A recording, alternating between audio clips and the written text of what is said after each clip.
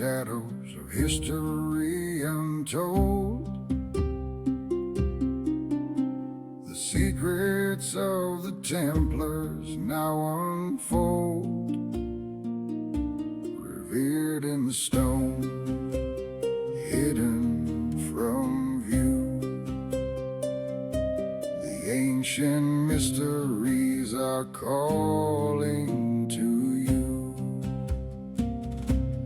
Welcome back to the round table tonight, where the secrets of the Knights meets the spectrum of light.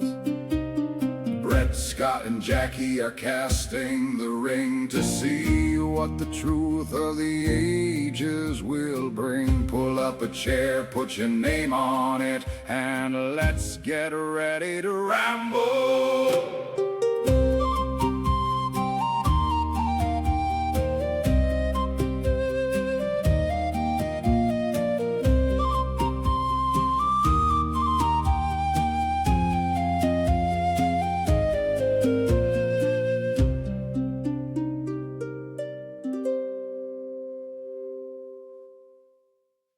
Back, everybody, to the Ramblers of the Round Table Podcast. I'm your host, Scott Nichols, and my brother over in Scotland is going to introduce himself. Thank you, Scott. Thank you, Jackie. Love the intro. That was really brilliant. I've enjoyed that. I'm Brett Smiler, and I'm coming out here from the UK, Scotland, the UK. Sorry, should I say? So thanks. Great to be here, and we're going to dive deep into the Knights Templar. So I'm really looking forward to this. I know for sure all three of us have a connection here. We found this highly interesting. It's something for me as a young boy I've always been interested in, the tales of the Knights Templar. So you're looking forward to this, Scott. So thanks, mate. And Jackie's here. Yeah, so we're going to dive right in. And there's obviously way too much to cover in an hour. So we're just going to dive into a couple of things that Brett and I, and Jackie, that when we do our research, we found that these are, very fascinating topics. So, and it started in 1118. With Hughes de Paynes and his friend, or I believe it was his family member, wasn't it? Do you know? I'm not sure if they were family members, but I know there was nine founding members, though 2 of them are proven to be, and the other 7 are speculative. So I'm not sure if they were family members. I think the other one was Godfrey, was it? The Saint? Yeah, Godfrey the Saint, yes. And they were definitely noblemen, and they were definitely lords. So very, very powerful and very wealthy. Yeah. And everybody knows, well, maybe not everybody does know that they were the poor fellow soldiers of Christ of Solomon's tomb. And so when they started in the very beginning, they had started seeing that pilgrims were coming across and wanted to come to the Holy Land. So they saw a need for escorts, which were the Knights Templars. And the Knights Templars would escort. And like one of the things I wanted to dive into that I found fascinating, so we're going to skip forward through some history and stuff, but when they would escort these pilgrims, you wouldn't be able to travel with all this gold. You wouldn't want to be taking a huge wagon, because that's just like a target. If you want a big target on your back, that's how you put a big target on your back. That meant that you had something, most likely gold or something of value inside, what you're carrying here. So this would make outlaws and bandits want to attack you. It was extremely dangerous, right, Scott? Yeah. I mean, this isn't like traveling today, Sorry, Karen. No, yeah, I agree, bro. Exactly. You wouldn't want to be just in a carriage or, have a couple of wagons carrying your gold. I mean, that's just a huge target on your back. So the Knights Templars came up with a credit system, and that's what I found really fascinating. I wanted to bring up was this cool credit system. And so it was like one of the first credit systems. And so they would give you a note on a parchment paper, and it actually said like how much money you had. And so then the pilgrim could tuck this parchment paper away, and instead you'd just be riding on horseback, and you're not such a big target. And if the, bandits came and, actually searched your presence or whatever, they would find this note. And I'll present that later on. There's actually a deciphered code of what the Knights Templars had. And so then this pilgrim would take that note over to Jerusalem. And then when they would make it there, a Knights Templar would decipher it, and you would have your money there. So you come from Europe and then you go over to Jerusalem and you have your money. It was such a fascinating thing for back then that you could trust somebody enough too that they had that money inside a bank in Europe, and then you could cash in over all the way to Jerusalem at the Knights Templars bank there. Had you've heard about the banking system with them too? How big the banking system was with the Knights Genius, Templar in like, I mean, for Paris? the time, it was genius. Yeah, yeah, exactly. And yeah, you have a little light on that subject? Well, of course, also when you're saying with the pilgrimage, so they're traveling, when people were pilgrims were going to the Holy Land, the road was very dangerous. This is medieval time, and it was, I mean, you would pass, it was so dangerous that they couldn't bury the bodies a lot of the time. So you'd be passing dead bodies of people that had been robbed. So this is the danger here. And they come up with an idea here, and they charged a small fee, which gets gained some of their funding. Yeah, I think it was a genius idea of them, and it certainly helped fund them, and it creates the trust with them. Before this, of course, a lot of Knights Templar, not all of them, but many of them were in the Crusades, especially the founding members of it. So they were warrior, they were real true warriors. They were feared. They had their strategy was just unbelievable in war strategy. They were feared. The very cross alone would create fear in their enemies. So they were very well respected, but they weren't just working with one. They worked with many different kings, many different religions. And on the Pilgrim Road, it wasn't just Catholics or Christians they would protect. They would protect all pilgrims. So I also find that quite incredible. It wasn't like we'll only protect them and not them. They would protect all pilgrims on this travel. Though a lot of people do say, Scotty, that was obviously part of what the Knights Templar done, but they were there for a bit of other reason. They were doing at the same time. So I don't know if we want to move on to that. Yeah, I liked too about King Baldwin. So this is Jerusalem. King Baldwin II was the one that made a deal with Hughes de Paynes and Godfrey about having a place over Solomon's tomb, and which, well, they said that it was on the mound of Solomon's tomb. And so that's why they called themselves the poor fellows, soldiers of Christ in Solomon's tomb, was because they were actually given a place by King Baldwin II. And the Knights Templars, it said that Hughes de Paynes actually went to Europe and back several times. And that was part of their crusade, was to go out west and learn new territories, learn new religions. So I thought that was really fascinating too about the Knights Templars, because I myself like to hear about different religions. And I know Brett and Jackie, we've all talked about how we like to hear about all these different religions. How neat. I would never cast any religion out either. That's a connection that the three of us have towards the Knights Templars too, because that's what they did. They went to these different countries, learned about the religions, and then took it and made it part of them. But they always kept to their faith, though. It shows Knights Templars always kept to their faith. Did you want to say something? Yeah, Jack, you want? and they found that people were basically just the same everywhere they went, no matter the culture and religion.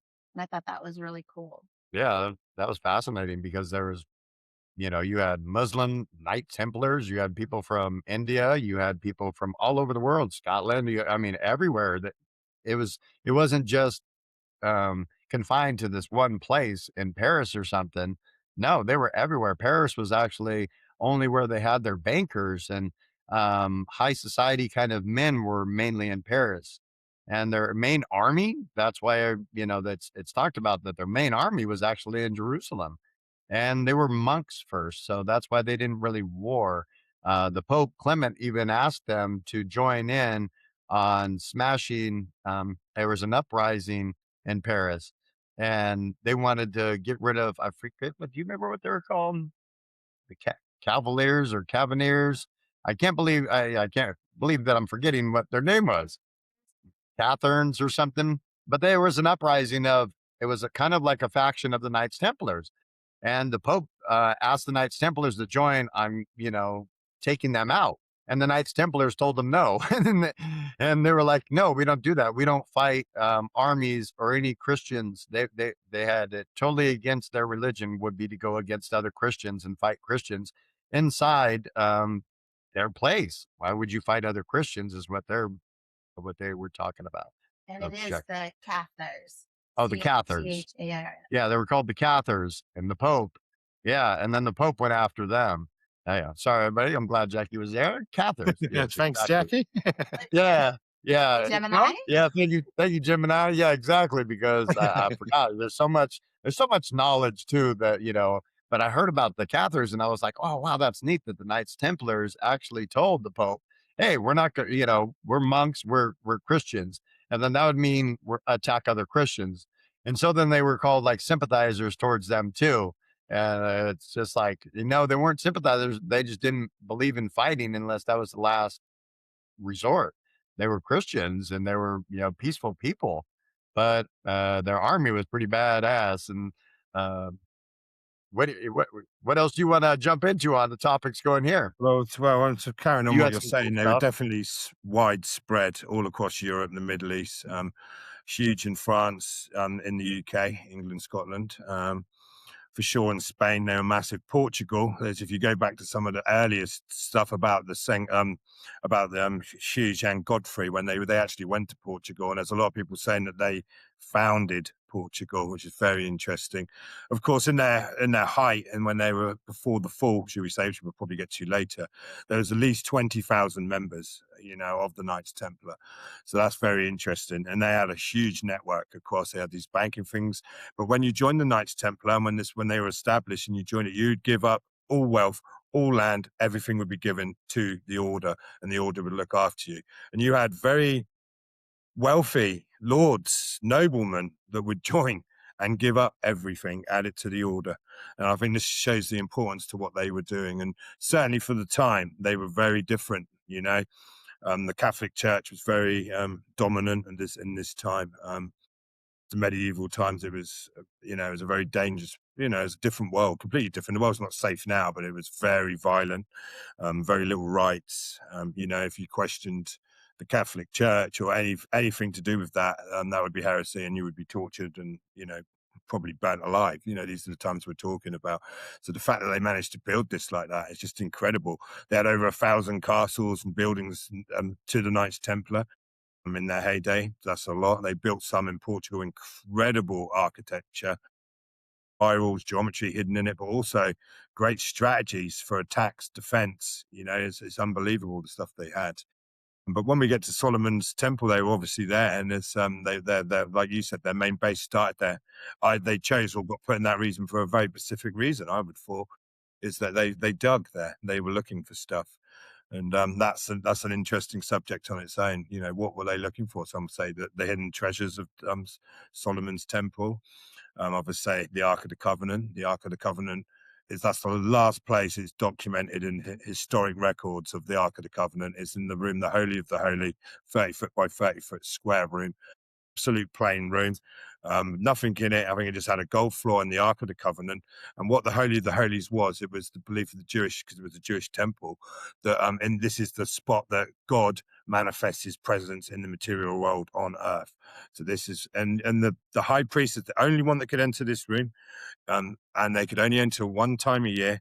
And when they entered, they had to tie a rope around them, put them in. They had to do a special ritual, which I'm not sure exactly what the ritual was. Certain words spoken, a ritual would be done.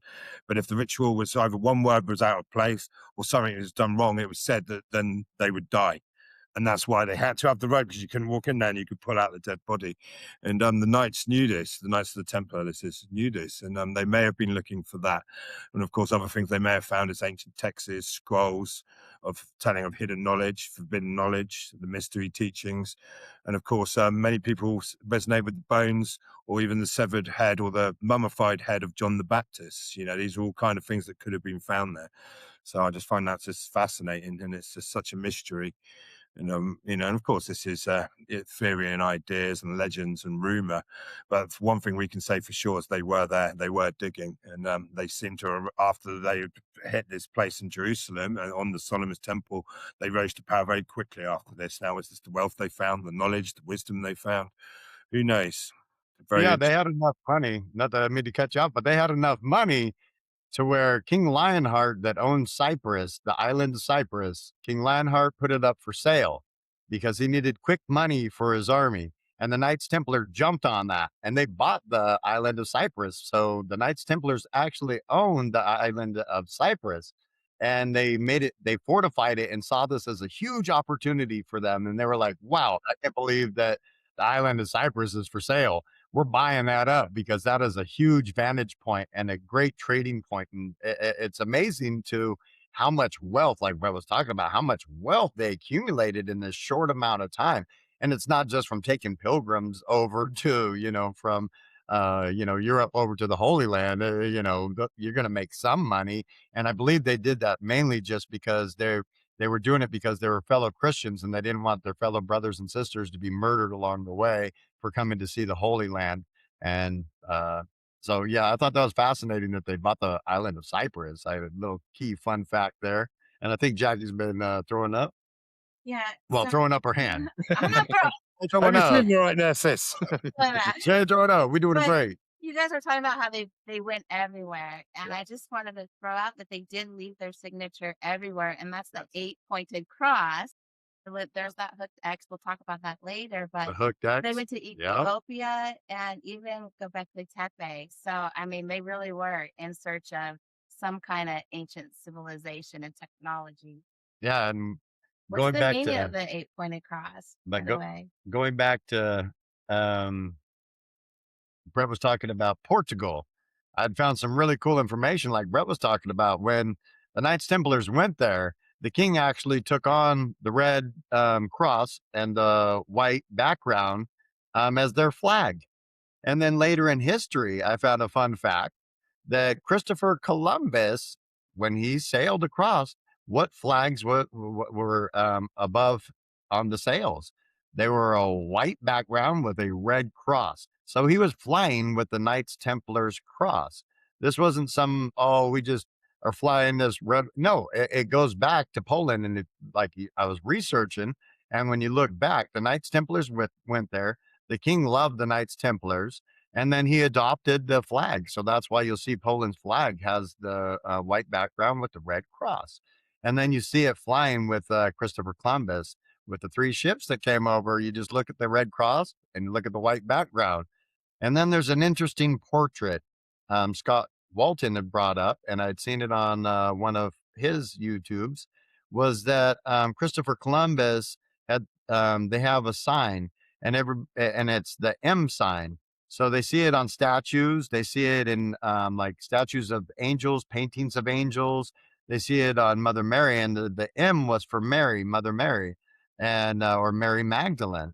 But it was the M. So there's a really cool portrait of Christopher Columbus, and you can actually see, and it's not like it's a comfortable stance. Everybody, you're not just going to all of a sudden put your hands together.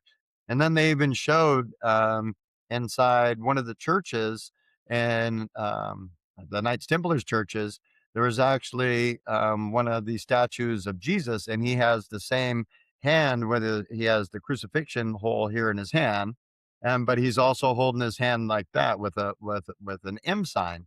And so Scott Walton was pointing out all these M signs.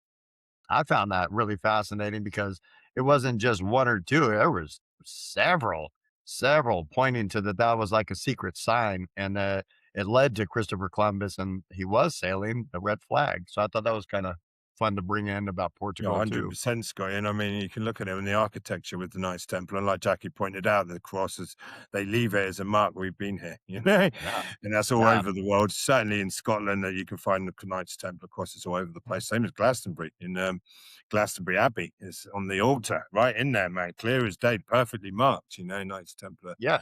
They found cross. it in the Kessington in Minnesota, bro. In Minnesota, they found it on the Kessington runestone.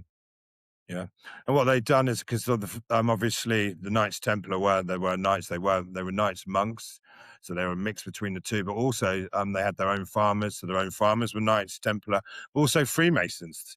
They were building properties or helping to build properties and building castles, all kinds of structures.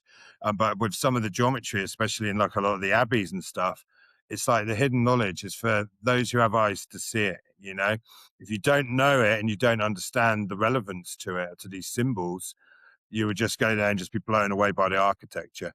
And of course, we know I've got to jump into Rosslyn Chapel, which I'm sure a lot of people have heard about, which was in the Da Vinci Code, which is in Scotland, which I've been to. I went there with my friend Joshua from India. He wanted to go there, I wanted to. We went there on Lionsgate 2025. Wonderful day, and it did not disappoint. It is just full of these symbolisms. There's so much. There's Knights Templar crosses there, mind you. Let me just explain that this was built by the Sinclair family, which also they go back to the Crusades. This was after they even spoke up. They spoke in the trials against the Knights Templar, so that's something I need to point out. But a lot of people say that was like hiding in plain sight. So they knew they were over. They're building this incredible chapel with the most incredible architecture. So there's so much there. So first of all, you've got the green men everywhere. There's hundreds of these green men, which people locate to the Knights Templar, which is Gnostic's teachings, again, hidden in plain sight. You've got the apprentice pillar, which again has Knights Templar symbolism markers in it, the cross, and it represents the spiral. And then when you see a lot of the castles and chapels they built, and you see the spiral staircases are just mind-blowing. So it's this connection with the spiral. But one of the best theories on there is on the ceiling of the chapel. It's just still today, you can only imagine it when it was in its heyday, and it has these 213 cubes with these crazy shapes or patterns on them. And now some people went in there and they looked at these and they studied these, and when you do the cymatics, when you put a frequency or a certain tone into, like, if you put it onto a square, it makes a shape. A circle, they make different shapes. Or someone put it onto the square to match the cubes, and they matched the tones to the shapes in the ceiling, and then they made a tune from this. It's like his hidden knowledge in plain sight. Now, a lot of people believe there is underneath the Sinclair Knights are buried. They've done some scans under there, and there is other chambers. Of course, it's a mystery. Some people say that it might be some of the Knights Templar might be buried there as well. Others say, of course, the treasure of the Knights Templar. Some say the Holy Grail. The Holy Grail gets around. I've got to say that. It's all over the world. But who knows? But there's certainly no doubt in my mind there's a huge connection with Rosslyn Chapel and the Knights Templar. And just go and visit it and you will see. You walk through the door, there's the cross. It's the first thing you see. It's beautiful. And of course, all the stained glass has been broken through the years when it went into ruin.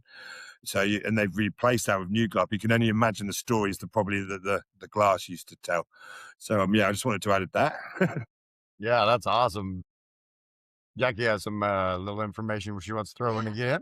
So, some of the Templars of today, Scott Wolter and Timothy Hogan, they say that the 8 and the 13 are symbolisms from Venus and Earth.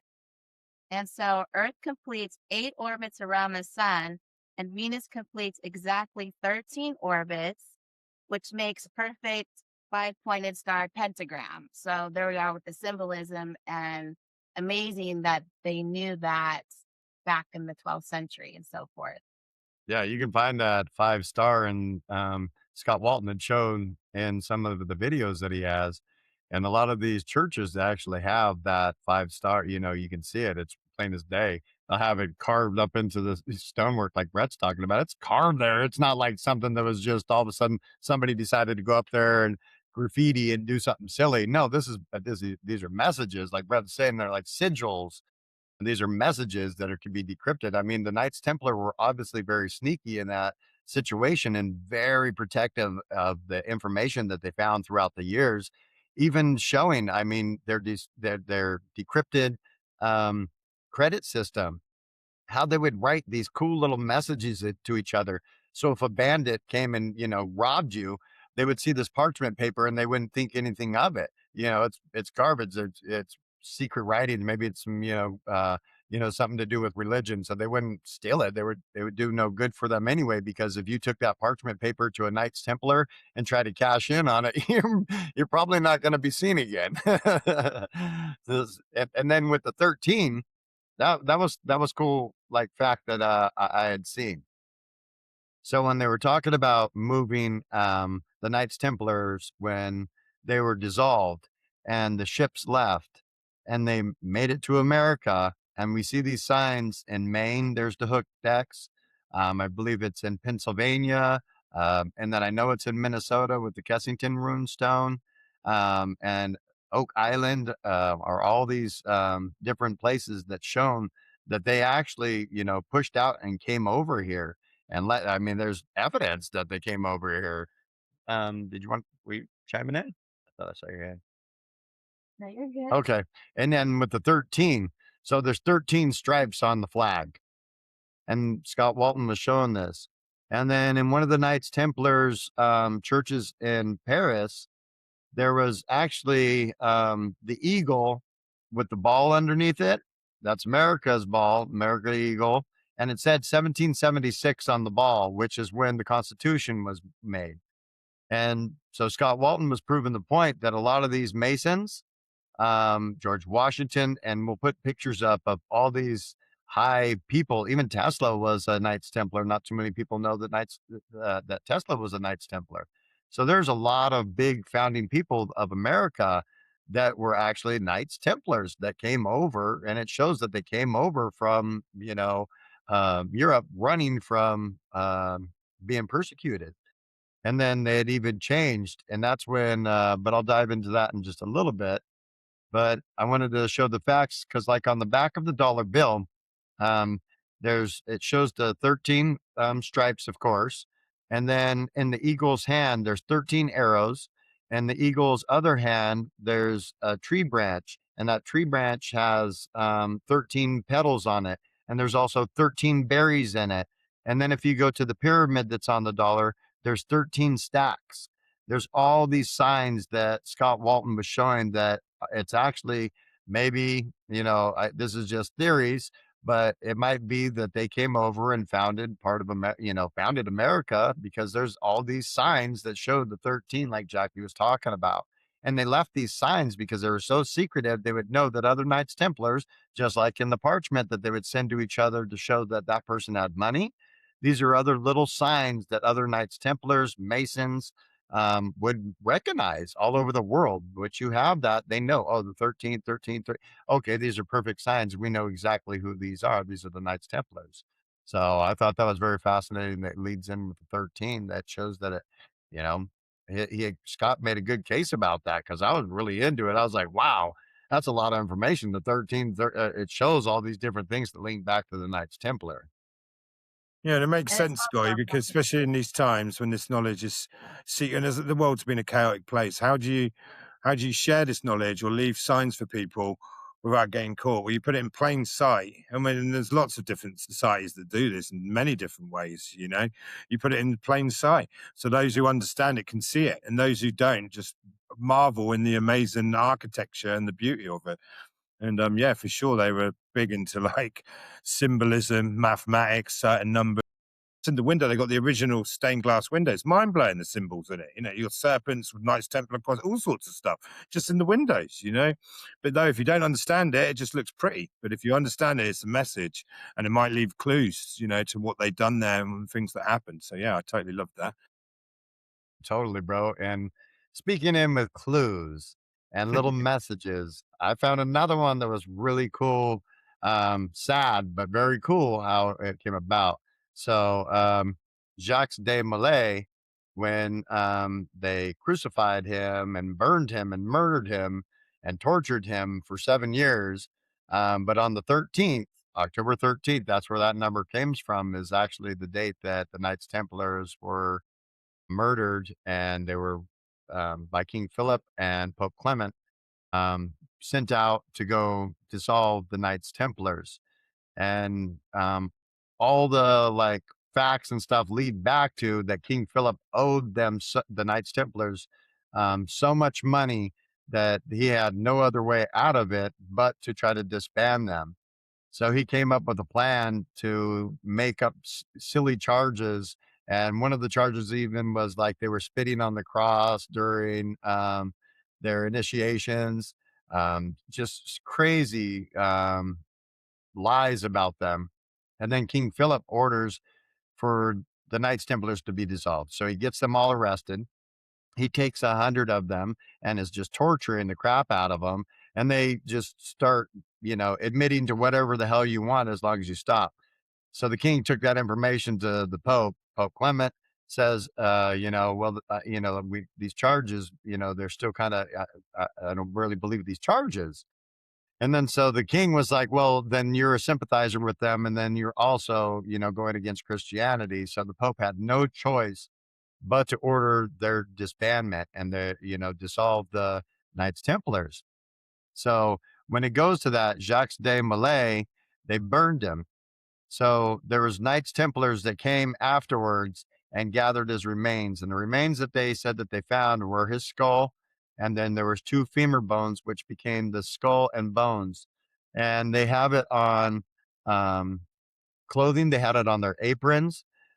This skull and bones is actually on their grave sites. You can look it up, but we'll throw some pictures on here too of that because I found quite a few of them. And I found it on the Knights Templars clothing.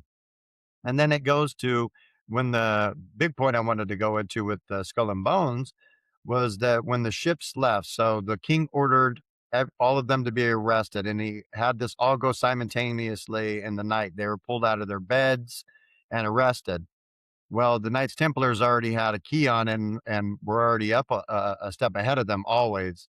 So that's why, how smart were these men? So at the time, King had them go to the Knights Templars' main places and try to get their wealth, get their gold, and the gold was already gone.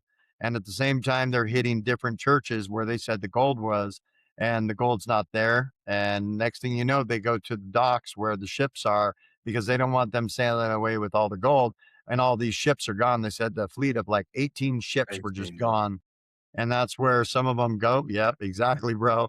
And that's where some of them like come to Scotland. Some of them went to India. Some of them went to Portugal. Some of them went to America.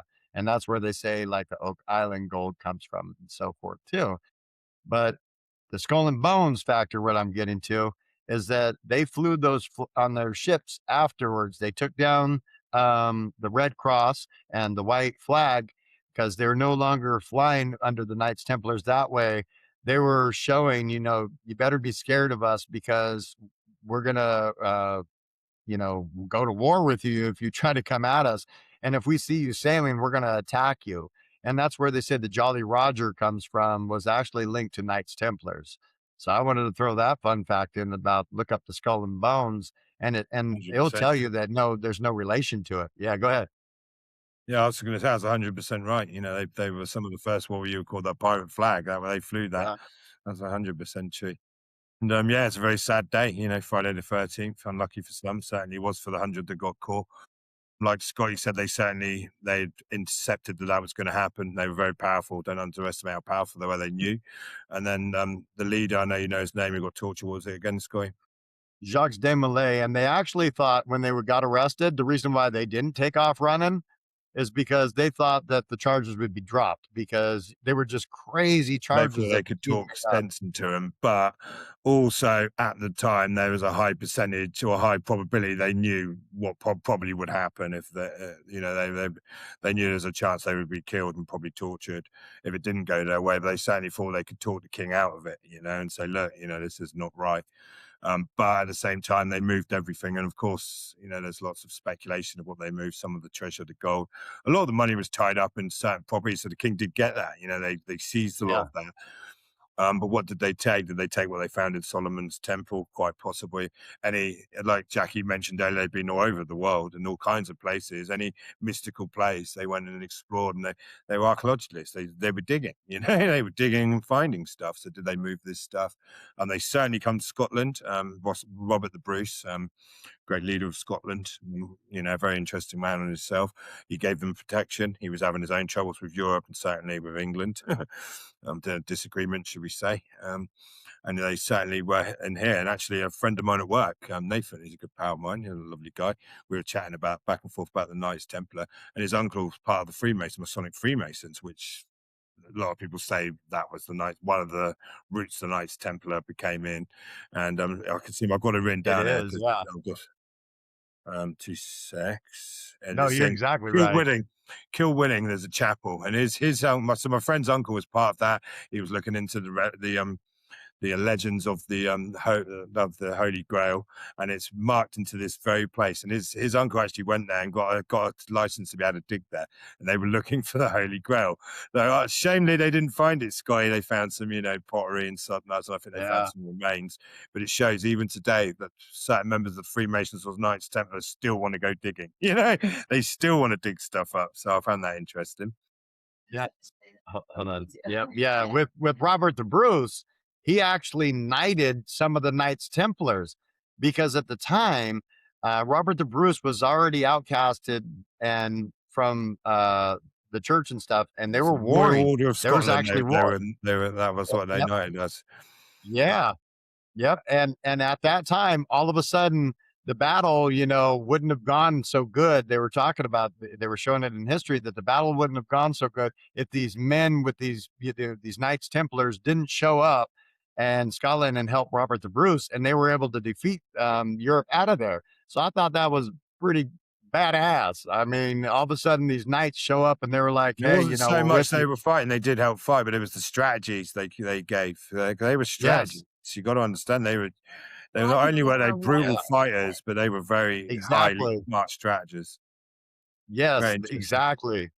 Yeah. Oh, totally, bro. I read all about that too. Over there's the Isle of Arran, which is just over this way, which I haven't been there yet, but I do plan to. But there's another cave. This is one of the caves they apparently went before they moved to the Americas, that they were settled there. And apparently the Knights Templar gold was in this very cave. And, you can guess what's in that cave, Jackie? A huge cross, a Knights Templar cross carved into the wall still today. So it's just wonderful. 8-pointed cross. All right, the 8-pointed cross, my friend. Yes, sir. And Jackie had another thing she wanted to throw up. Yeah, Brett, you were talking about how they went everywhere and that they're probably still trying to dig up secrets today. And Grandmaster Timothy Hogan was talking about how they always saw humans like going into space, like that was the frontier, but they also knew in order for us to get there, we had to go within. And I think that was a really cool Gnostic view that I found of interest, to go within and have peace within before we can even frontier. Yeah, that leads into, like with the white of the flag was purity. Yeah, the white of the flag was purity. And can I just add to that? Yeah. And they also believe that everybody has a divine spark, no matter what creed, what race, religion, etc. And I just think that's beautiful. Yeah, speaking of that, I heard Timothy talking about that. There's even women that are Knights Templars. There are women, men from all religions. He said even Native Americans were, and they showed that when Knights Templars had came across and they met up with the Native Americans and they found out that the Native Americans weren't interested in their gold or anything, they became really good friends. And that's when like French and Native Americans started mixing. And that's where even like I come from. I'm Native American and I'm French. So I fell in the bloodline that leads back to over by Scotland, over by Brady Boy. So, I mean, we have this connection and it all leads back to how did we meet each other and all these connections. I mean, it's crazy how time comes and then you meet each other or something and you can link little things together too. It's crazy. I read something that said that the Germans were after the Templars' bloodlines. Did you guys fall into any of that in the rep? I know the Germans were looking for a lot of things. I never had the Templar bloodline. They might have been chasing that maybe for the Grail or such rumors, but a lot of that speculation, but the Gnostic teaching certainly would be heresy, divine spark within.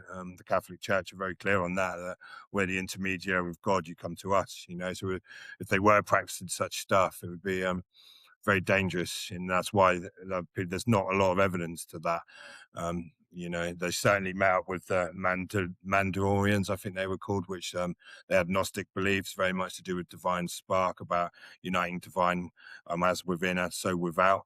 The Gnostic teachings of John the Baptist, that's who they believed there. And the Knights did meet up with these people, and they probably did share their perspective on it. And to do with the baptisms, of course, there was three. It was a triad of baptisms, which a lot of people don't know.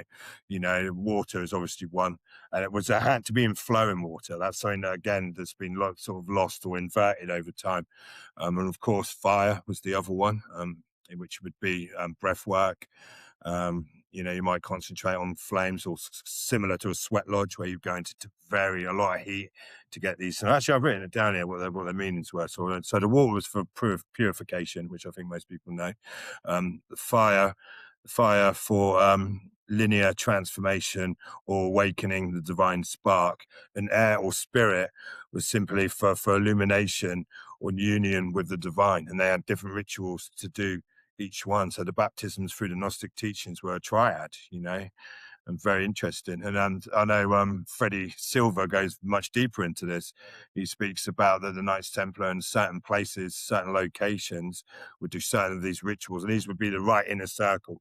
Your average Knights Templars, even probably a lot of the 100 that got caught, wouldn't even know the secret knowledge. They would admit to anything, but they wouldn't have even got to the point of initiating into it. But he says that what they would do is take some type of poisons. So this is like the highest members of it, and you would have basically an out of body or near death experience. And the people that were inducing this, it was a very important role. But if they were to get them, that's like a little point wrong of this poison, you would die. And it was a serious crime if one of the knights died, and they did die. But also they would do like chambers, like so when you're in pitch black, certain chanting, all these kind of rituals, which the Knights Templar, the inner circle certainly were doing. But again, I wouldn't imagine the outer circle. You've got to think there's 20,000 members here. A lot of the members on the outside are almost the front, and you need the people for what they were doing when they were working and they were trading and moving stuff. You need people to fight a war. You need people.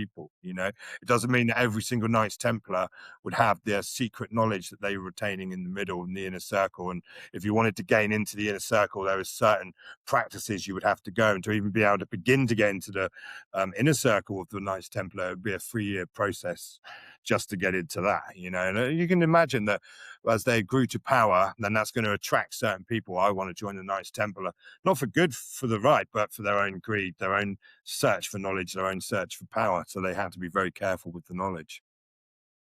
Yeah, I'm sure that there was a lot of different people that tried to be spies and go in because the Masons, they had a choice whether to become Knights Templars and stuff, and a lot of them just chose not to because that religion and that vow of being a Knights Templar is very big. The celibate as well, my friend. Yeah, exactly. Yeah. That Celibate, vow. you give up your land, your house, all your wealth, and you're celibate. So you got to think about, maybe if you already had some kids or something, the bloodline's carrying on, I might be up.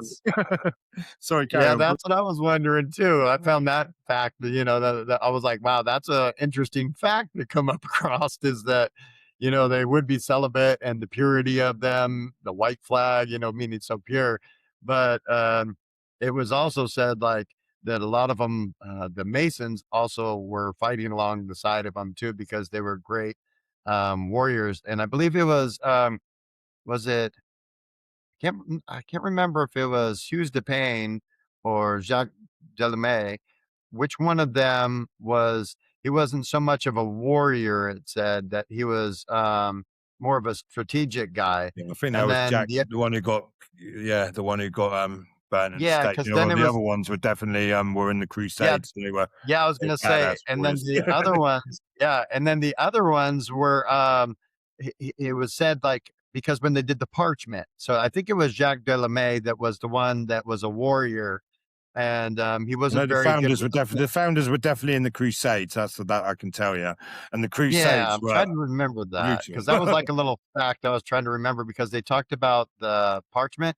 And so the Pope actually had, can you look it up, babe, what it was called? I think it was called the Chinon parchment. The Chinon parchment was actually, Pope Clement had actually wrote on this parchment, it was sealed, that the Knights Templars were innocent. Yeah. That was found in the Vatican's secret. They hid it. Yeah, they hid it for 700 years, bro. And then it came out when they made it the records public. It actually came out that this Chinon parchment. Thanks for looking that up. That the Chinon parchment. I couldn't remember the dang name. Chinon. Yeah, so it's Chinon parchment, where they were actually. This parchment actually shows that the Clement But yeah, Jay's actually got a cool picture of it too. We'll make sure to put that on there. But the Chinon parchment actually showed that the Knights Templars were innocent. They never did any of those things that King Philip had said that they did, and they were accused of.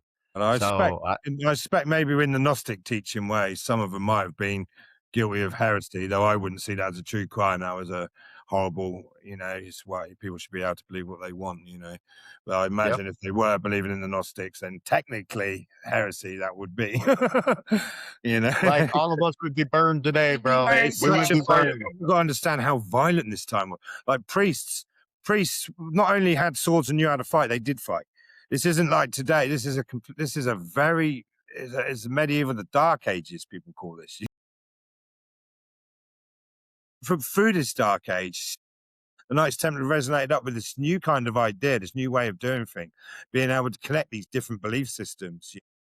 And it's incredible, really. And it's a shame what happened to him. But I think we all know that they did carry on. They carried on in different names and different orders in different places over the world. In Scotland, certainly went to the Americas, Spain and Portugal. There's 4 places you can say for sure that they did carry on through different names. Bless them. Yeah. And I thought you were going to say I was something. saying, and today they're still they're starting to give secrets out, and it is controversial, but stuff It's is very going on. controversial. Very controversial with the Jesus scroll and the green jar. Yeah. But it's very Yeah, well what's his name, Jackie? The guy, the Knight Scott Sacred Knights. Wolter. Scott Wolter. No, the other guy, the one who's apparently Timothy Grandmaster. Hogan. Oh yeah, Timothy Hogan. I mean, he says some interesting stuff, no doubt about that. Yes. But they haven't He put it out. was Rob indoctrinated at proof. 8 years old. Is when what is it He called? definitely has the Yeah. connections with the Yeah. Knights Templar, but they haven't given out a drop of proof on any of the things they say. So I always look at that it could be completely true, or it could be disinformation to throw off to what really happened. But I would they say today they're going to show, and then now's the time. We're in the age of Aquarius. Now's the time. We could do some positive stuff. Bring out this hidden stuff. Well, if you've got this stuff, prove it to us. Show us. Let us see it. Scott Wolter has been I noticed that the Scott Wolter has been trying to prove certain stuff when he's going around. He even showed it was the Statue of Liberty. The Statue of Liberty in Paris, they have a smaller Statue of Liberty that the guy that made it, and it goes back to that Scott Walton was trying to show how there was the M, how she's actually holding the book, the Statue of Liberty, when she's holding the book in one hand. He's saying that it has that, and it's showing that Mary Magdalene sign, that there's that M, and he's showing that that's like a predominant, factor out there that shows these Knights Templars, a lot of this was real, that they went to these other places. This isn't, Well, they like certainly went to these other places. They certainly had Yeah. some beliefs that weren't pushed out, certainly in front of the Catholic Church. And they were But they combined. must, if they have this evidence, release it. Now's the time. I mean, he can go and he can go and he goes on. He speaks some really interesting stuff. I'm not denying that, but not a shred of evidence or proof to it. Not one shred. Yep. Except, like you say, for certain symbolism, but then other people can look at symbolism and they might see something slightly different to it. Symbolism, again, it's in the eye of the beholder, the secret wisdom. Exactly. But I would check out the Scott Wolter green jar with Yeah, the Jesus Scott scroll. Wolter It's green too jar. Fascinating. Yeah, that's a great one too. But yeah, and then there's a lot of stuff. Even if these guys do come out, there's only going to be so much that they can say, because these are secrets that have been tucked away since the beginning of time. These are secrets that need to be kept a secret for a reason. That's why these men throughout the years, men, women, have kept this secret for so long, and they took it and they hid it because they don't ever want it to get into the wrong hands. So it was constantly, what's the secret? we'll never know, because it might be too much for the average person to be able to have control of, because then we have control of this. We don't know what it is. The Ark of the Covenant power, is it the Holy Grail? I mean, that's my thing, is why don't we get to know about the Holy Grail? Was that the bloodline? Was it really was it really a grail? The cup that he drank. Grail classes 3 things. One is like a bloodline, one is an ancient teaching, and one is the relic of the cup from the Last Supper, which some say may have then been caught the blood of Christ in. Either 3 would be awesome to see and find out, and learn the true history of it. The Ark of the Covenant, I mean, it certainly was documented. You know, I think that thing was real. I don't think that was something they made up. I think that was real. I think it was in Babylon. I think it was in the Holy of Holies. You know, and I think that's somewhere. You know, many would They say marched it in. disappeared there. The Babylonians had found it. They would have used it. So Yeah. it either got destroyed when the temple got destroyed, it either got moved then, or later on, the Knights Templar or some people did find it and they did move it to a safe location. Yeah. Oh, totally. And then, I mean, speaking of the, that they marched in, there's even the song of it. They took down the walls of Jericho with the Ark of the Covenant. I mean, it's got to be some kind of sound frequency device or, I- I love looking at the old artwork, you know, when they're walking it and these battles are going. yeah, It's madness, mate. What a time on earth. yeah, Mana in it. It's energy. yeah. It has the mana. What Tim was talking about, the mana has that energy, mana in it that Super power. can only be harnessed by certain things. That's why only certain men carried it. And the other thing that was fascinating too, it was super light. This box, whatever was inside it, made the box like almost weightless It must have been because it pretty shows. light because Yeah, only a few men held it, you know? yeah, exactly. Yeah, that's my It point wasn't too. I like you seen that needed 20 picture. men. I think 4 men could carry it. Yeah, how We're is not that talking possible? carrying it around the corner. You're talking carrying the thing miles. You know, they just walk Yeah, with it. yeah, Maybe over it gave him super mountains, over strength to it. Who territory. knows? Maybe the thing was real heavy. It was like, one arm. Maybe they were Conan the Barbarian. They were all just super strong, and they're like, "This is baby mattress. I can carry this all day." No, I it's speculate that there's more than one Ark of the Covenant. Well, there is, and they found several because the Knights Templars, that's another part that they were so sneaky and smart, is that supposedly that they made like 100 or I can't remember the number that they said of these Ark of the Covenant to actually fool so Replicas, if they came and found it, they found a fake Ark of the Covenant. You're never going to find the real one, whether that came all the way over to America and was dug and hidden in America, if it's somewhere in Poland, Scotland, Ethiopia. India, or even Egypt, because there's signs in Egypt that the Knights Templars were there and, Well, also apparently some of their traded. initiations happened in the pyramids, and even today that happens. Yes. And of course, a lot on the missing years of Jesus, a lot of people say that Jesus got initiated in the Great Pyramid by I Joseph of remember. Maya. Hey, do you know, was the hook X was that found in Egypt as well? Was that ever written anywhere? I can't remember if that was written there. What? Sorry. Or was it just Templar's cross? In Egypt, The did they cross ever is find found. hook, The cross has hook been X? found all over the world, but it's not always been carved by the Knights Templar. It's an ancient symbol. It's But again what a about symbol that's been the hook recycled. X? The X. Yeah, what about the hooked X? Did you ever see anything that? Yeah, me either. We'll have to look that up. We'll look Part that up, two. and yeah, that'll be part 2. We'll have to get to part 2 to see if it was in Egypt as well. What are you thinking, Jackie? Yeah, that was good Right. thinking. Yeah, there's so much information in the Knights Templars, how they started, um, how they became disbanded, how they continued on and just changed their name was fascinating, and how they flew a different flag, for the Skull and Bones. I mean, a lot of research and stuff says that no, that's not linked at all. But there's actual pictures of these men on their cloths and stuff had the skull and bones on their graves, and then they try to say it was for something else. But that just, those theories That don't goes make against sense. the mainstream narrative, my friend. You're not allowed to do that.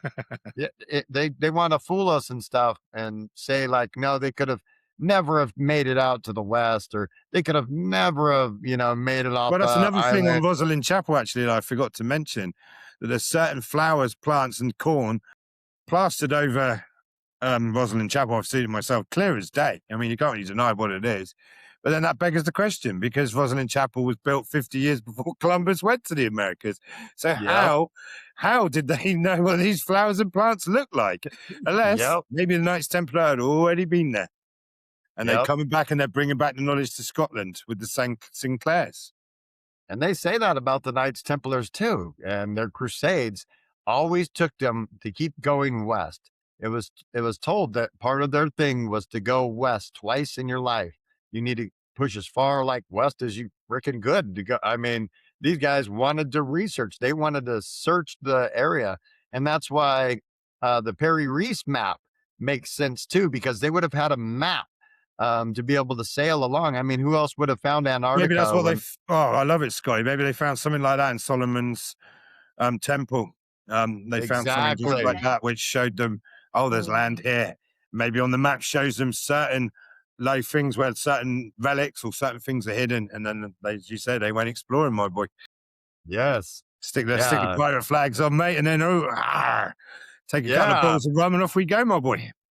And it showed how, like, the pirates, supposable pirates, Knights Templars, it showed how the pirates actually had places that they would have safe havens. Any army or anything like that came to that island looking for certain pirates, you're going to get swarmed by pirates. Well, yeah, there was. Yeah, there was. Knights There was islands Templars. they wouldn't dare go to, mate. Exactly. These are the Knights Templars that were more of the warriors. These are, like Brett was talking about, they weren't just normal people. These were excellent, smart, strategic fighters. They had some really smart, predominant people in society too, that it's just hidden. And the other thing is that when you became like a Knights Templar, you actually gave and renounced your name, like Brett was talking about. You gave up your wealth, you gave up everything to the Knights Templars and to that cause And because you were so. they trained hard, which, Yep. back in these times, that was unique in a sense of the training they had. That's why they were so advanced. That's why a small number could take on a big number, because they trained in strategy and in warfare. And they didn't just have swords; they had numerous amounts of weapons. They had badass armor, and they had a belief. And they believed that they was, protecting these secrets and for the people, and they believed it. You're not giving up your lands, not having sex, giving up your wealth, training like this, and the chance of, being killed, unless you truly believe that. And that really, they're amazing, man, really, when you look into it. It's so interesting. And to They're the think this is in guardians of the medieval galaxy, time. bro. Yeah, they're the guardians of the galaxy, bro. Well, they certainly were the guardians of the Holy Land for some time. Yes, indeed. It's a shame Philip IV done that. But he had his Yeah. reasons, I suppose. I mean, and then there could be more darker stuff that goes on that we don't know about. There could be more conspiracies into that side of things. It might have been more broader than we know. Most But he definitely, certainly bro. gained from the Templars going. He certainly gained, maybe not the gold that he wanted, but he certainly gained some land. Well, yeah, most definitely, bro. And looks like we're coming up upon our hour. So we're going to put a to be continued onto this podcast because, like we said in the beginning, there's so much information to dive into in an hour. We wanted to try to take little bits and pieces of information that we found very fascinating. Jackie threw in some great facts. Brett's throwing in some great facts. And these facts you guys can just look up and just dive into and look them up yourself too, because once you tie some of these facts together, you'll just be blown away like we are. See And the unseen. yeah, you'll see the unseen and maybe you'll feel that spark and that connection as well. So we just wanted to tell everybody, thank you for joining us. We're going to play our outro here and say goodnight to everybody until next time. Hearts up. Keep shining. Much love, everybody.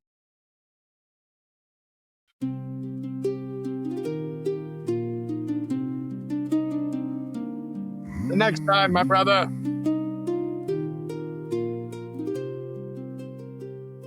The circle is closing, the journey is done, but the spark in our hearts burns as bright as the sun. No matter your path, your color or creed, the divine light within is the only truth we need. Thank you for joining the Ramblers of the Round Table today. If you feel our vibe, help us light up the way. Hit like and subscribe, let the frequency grow, and bring your own light to the circle we know. Come join the family, the space is held true. The Ramblers of the Round Table Facebook group is waiting for you. Until next time, Ramblers, keep shining your light.